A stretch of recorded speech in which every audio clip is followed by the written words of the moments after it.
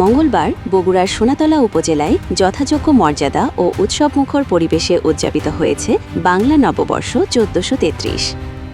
এই উপলক্ষে উপজেলা প্রশাসনের উদ্যোগে দিনব্যাপী নানা কর্মসূচির আয়োজন করা হয়। এতে রাজনৈতিক দল, সামাজিক ও সাংস্কৃতিক সংগঠনের নেত্রী কর্মকর্তারা অংশগ্রহণ করেন। সকালে একটি বর্ণাঢ্য র্যালি বের করা হয়। র্যালিটি পৌর সদরের প্রধান সড়ক প্রদক্ষিণ করে। পরে উপজেলা মিলনায়তনে অনুষ্ঠিত হয় আলোচনা সভা ও মনোজ্ঞ সাংস্কৃতিক অনুষ্ঠান। অনুষ্ঠানে সভাপতিত্ব করেন উপজেলা নির্বাহী অফিসার স্বীকৃতি প্রামাণিক। প্রধান অতিথির প্রতিনিধিত্ব করেন উপজেলা বিএনপির সাধারণ সম্পাদক জিয়াউল হক লিপন।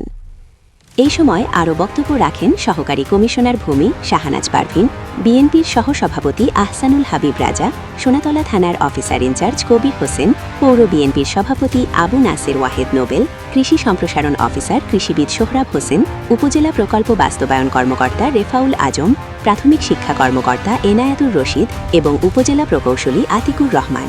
অনুষ্ঠানে উপস্থিত ছিলেন বীর মুক্তিযোদ্ধা শাহজুল গাজী সহ বিভিন্ন রাজনৈতিক ও সামাজিক সংগঠনের নেতৃবৃন্দ। পুরো অনুষ্ঠানটি সঞ্চালনা করেন মৎস্য সম্প্রসারণ কর্মী মোসাম্মদ রুকসানা ডিউজি। বাংলা নববর্ষকে ঘিরে এ আয়োজন স্থানীয় মানুষের মাঝে আনন্দ ও উৎসবের আমেজ ছড়িয়ে দেয়।